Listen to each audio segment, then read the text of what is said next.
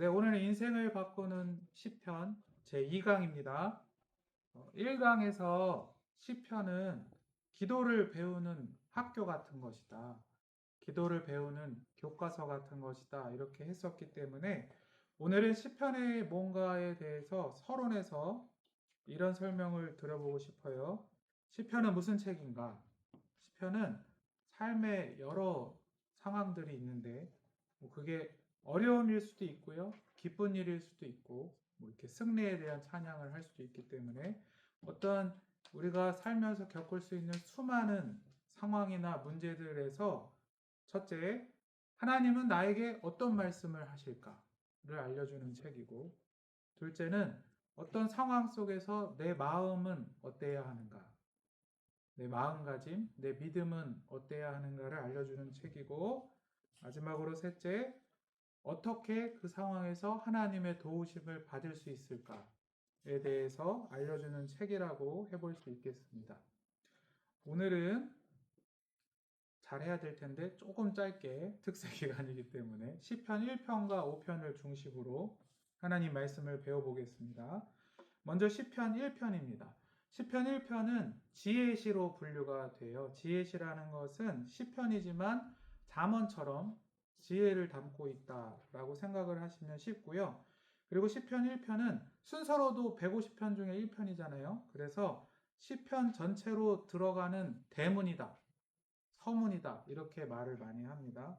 시편으로 들어가는 대문과 같다 이렇게 말을 하고요. 그러면 시편 1편의 먼저 1절입니다. 복 있는 사람. 복 있는 사람은 하고 1절에 뭐를 얘기하냐면 악을 피하는 것을 세 가지로 설명을 해요. 세 가지로 설명하고 있지만 사실 세 가지가 비슷한 의미를 조금씩 다르게 표현한 것이라고 볼 수 있는데, 복 있는 사람은 첫째, 악인들의 꾀를 따르지 않고, 둘째, 죄인들의 길에 서지 않고, 셋째, 오만한 자들의 자리에 앉지 아니한다. 이렇게 세 가지 표현으로 악을 피한다. 이렇게 얘기를 합니다. 우리는 복 있는 사람인가요? 네, 아멘. 근데 우리가 악을 피하나요? 한번 적용을 해보겠습니다. 우리는 그래도 목사님 제가 악하진 않아요. 이렇게 쉽게 생각해 볼 수 있겠지만 이 말의 의미를 주석을 통해서 자세히 예를 들어 악인들의 꾀를 따르지 않는다. 이런 내용을 주석을 보면 이제 악인들이 모여가지고 세상에 대해서 막 떠들고 자기들끼리 이런 얘기 저런 얘기 잡당 모의하는 곳에 절대 안 간다 이런 뜻이래요. 근데 우리로 예를 들어봅시다.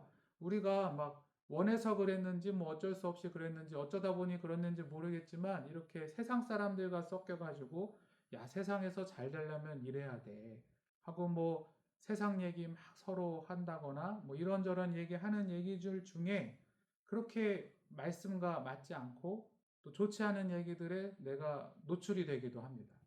근데 그게 뭐 한 번, 두 번이면 괜찮은데 그냥 어느 순간 나도 모르게 계속 그런 자리를 가고 있고 또 그런 얘기에 나도 모르게 우리는 다 이렇게 마음이 있고 생각이 있고 또 연약한 인간이기 때문에 혹하면서 아, 그래?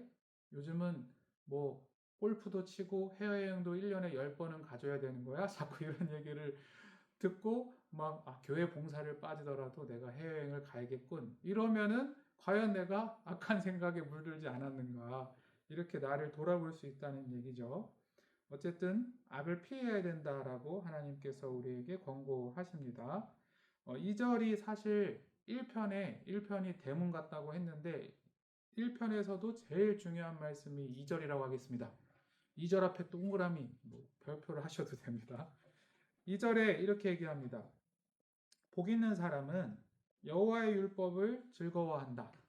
율법이라는 거는 아주 좁게 하면 모세오경, 조금 넓히면 구약성경, 그리고 본질적으로는 하나님 말씀을 뜻한다고 보시면 됩니다. 그러니까 하나님 말씀이겠죠. 하나님 말씀을 즐거워한다는 것은 하나님 말씀을 사랑한다는 뜻이에요.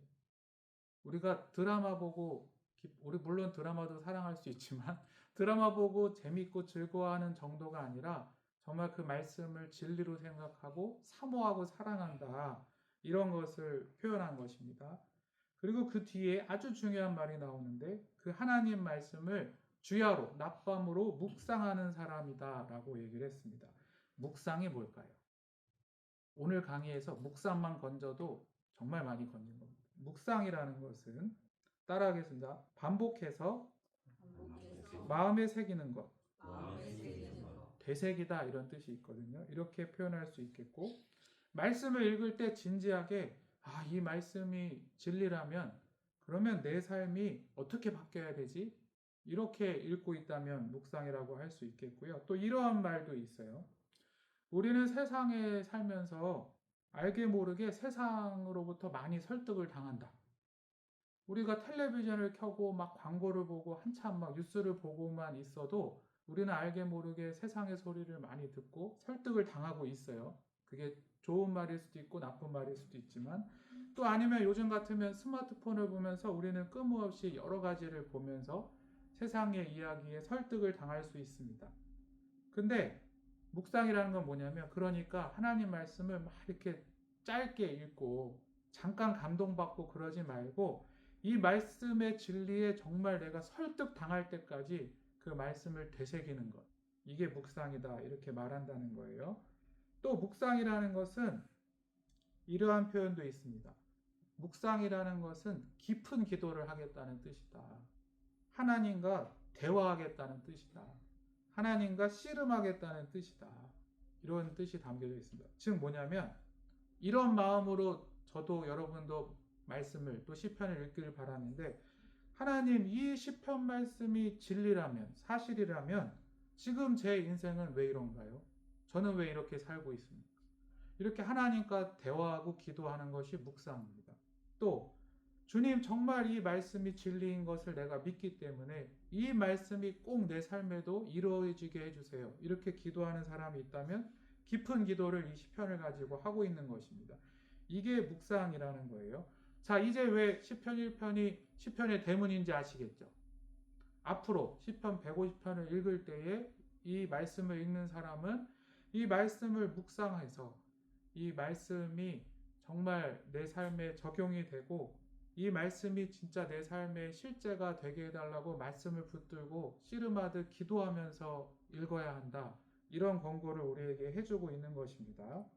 그것에 대해서 3절은 어떻게 표현하냐? 우리가 굉장히 사랑하는 말씀 구절이죠.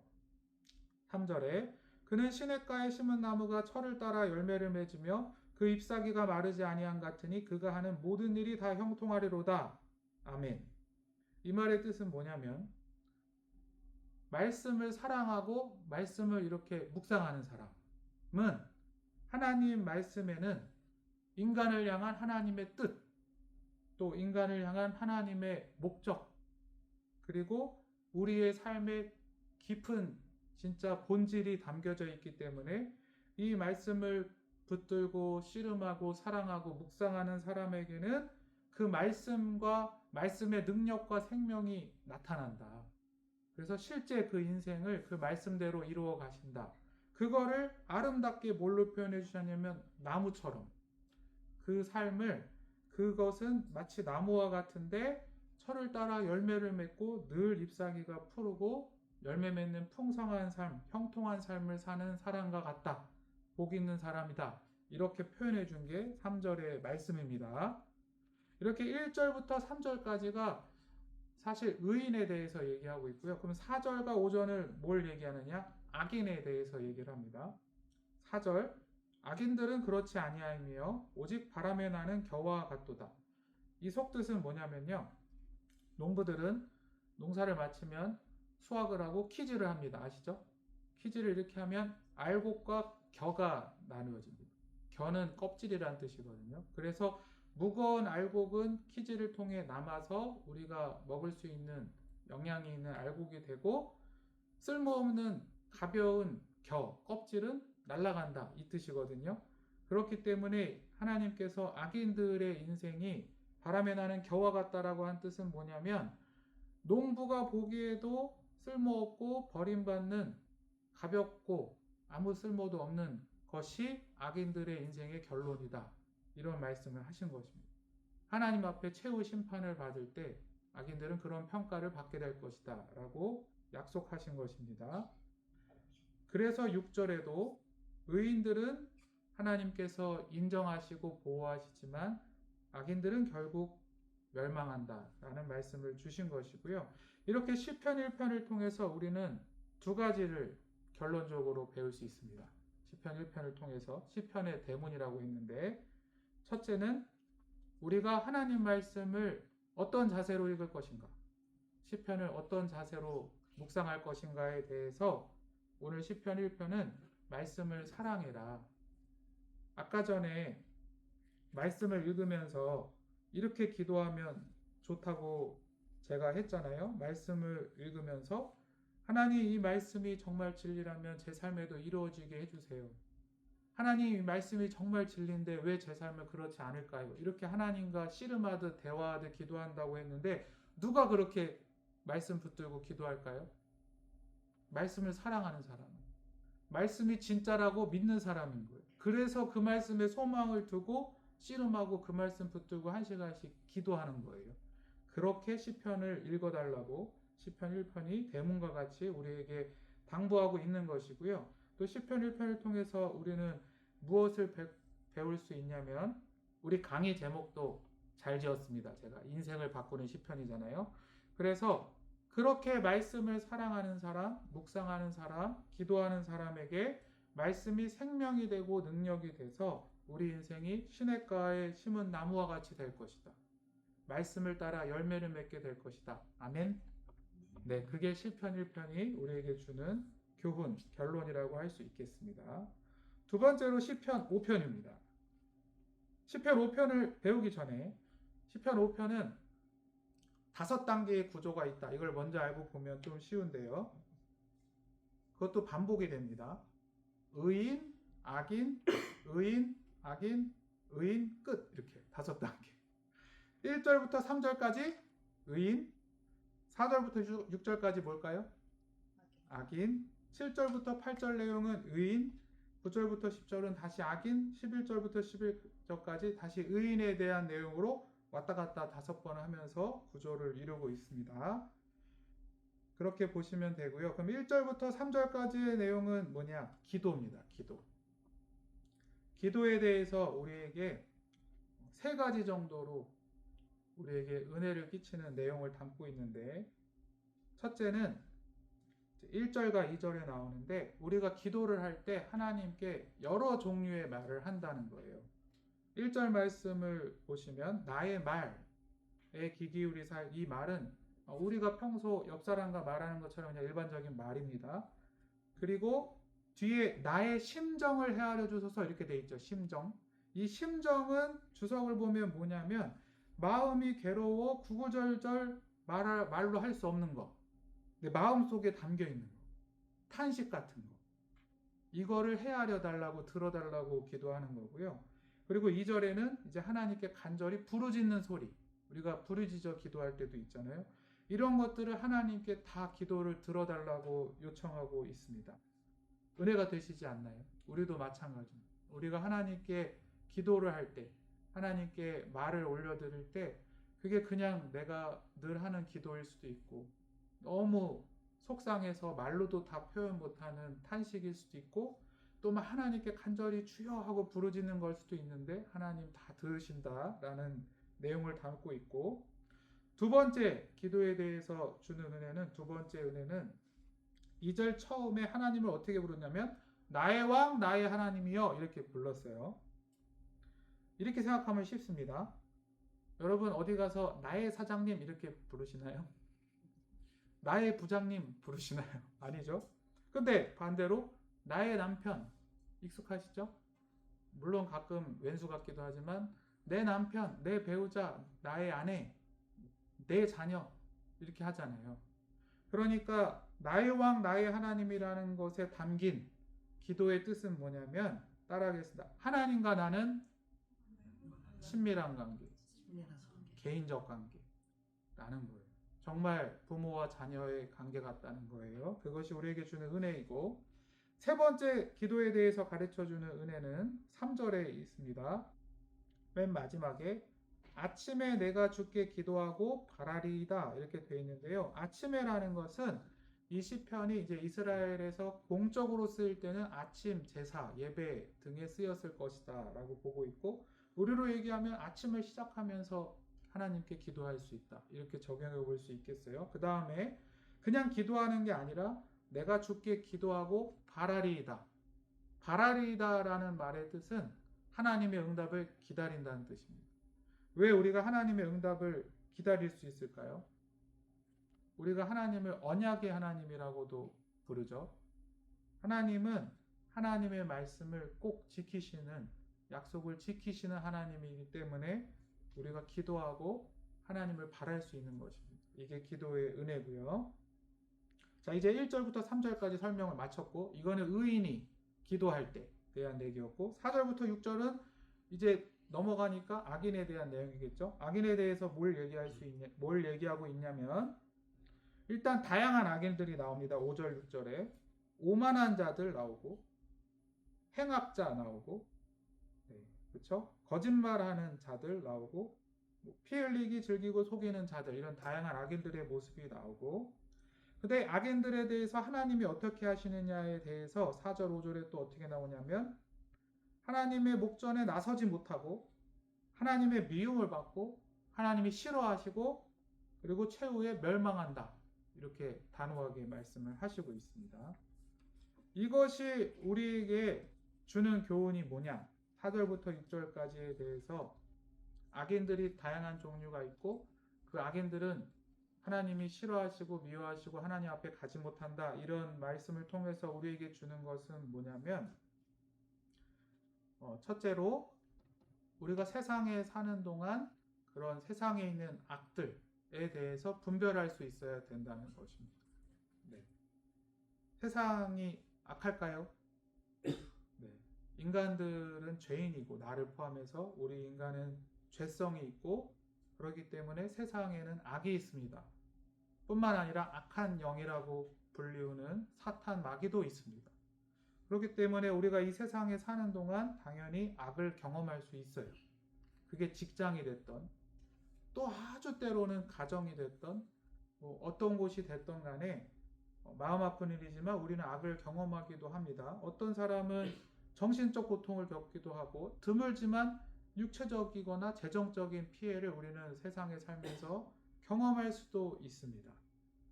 그렇게 악이 있다라는 것을 분별할 수 있고요. 근데 하나님께서 악을 미워하신다. 악을 싫어하신다. 최후에 심판하시고 멸망한다라는 것을 통해서 우리에게 하나님의 위로를 주시는 것입니다. 성도란 이 세상을 사는 동안에 예수님 다시 오시면 반드시 하나님께서 선과 악에 대해서 심판하신다라는 것을 믿고 사는 사람들입니다. 그렇기 때문에 우리가 악을 견디고 악에 대해서 선으로 싸워 승리하고자 할 때 그런 하나님을 신뢰하고 믿음으로 나아가는 것이고요. 둘째로 이 구절을 통해서 하나님께서 우리에게 주시는 교훈은 뭐냐면 자기를 돌아보라는 거예요. 사실 이 시편 주석을 보면 우리에게도 악이 있을 수 있습니다. 단어가 이렇게 표현되어 있지만 오만한 자들, 행악자들, 거짓말하는 자 이렇게 표현되어 있지만 우리 안에도 죄성이 있기 때문에 나도 세상 악에 물들 수 있고 방심하면 나도 어쩌면 악한 자들처럼 될 수 있다는 것을 교훈하고 있는 거예요. 예를 들어 오만한 자들 하나만 설명해 보면 오만한 자들이라는 말의 뜻은 교만하다라는 뜻이 있고 자기를 믿는 사람, 자기 힘을 믿는 사람이라는 뜻이 있어요. 오만하다라는 말의 뜻이. 근데 한번 나를 돌아봅시다. 나도 어떤 일이 터졌을 때 사람이 위기가 있으면 진가가 드러난다고 하잖아요.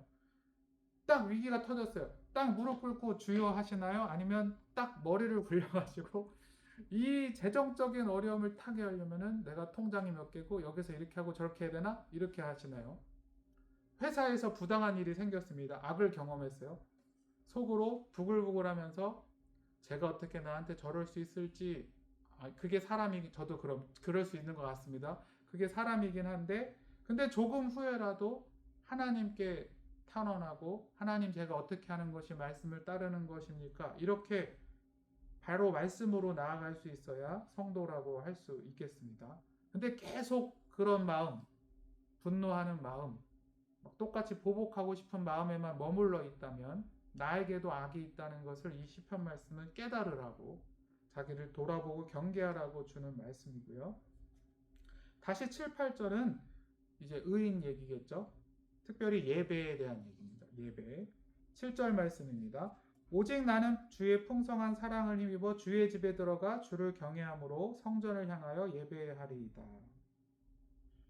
우리는 하나님 앞으로 나아가 하나님께 예배를 하는데요. 앞서서 악인들은 하나님 앞에 갈 수 없다고 했는데 우리가 하나님 앞에 설 수 있고 예배할 수 있는 이유에 대해서 굉장히 신학적으로 중요한데 말씀이 가르쳐 주는 것은 우리가 잘나서 우리가 의인이라서 아닙니다.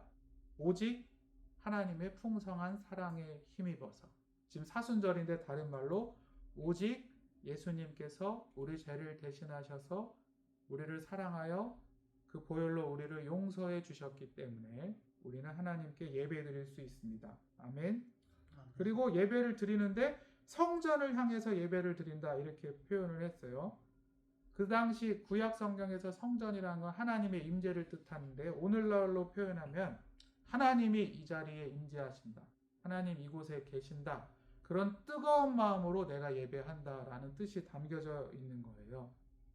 우리가 수예배를 나오든 특별 새벽 기도를 가던 주일 예배를 드리던 또 내가 집에서 하나님 말씀 펴서 읽고 또 혼자 하나님 앞에 집에서 하나님께 부르짖으며 기도하는 그때 그게 예배죠. 개인 예배 때에 하나님을 향하여 뜨거운 마음으로 하나님의 임재를 사모하면서 예배를 드렸으면 좋겠습니다.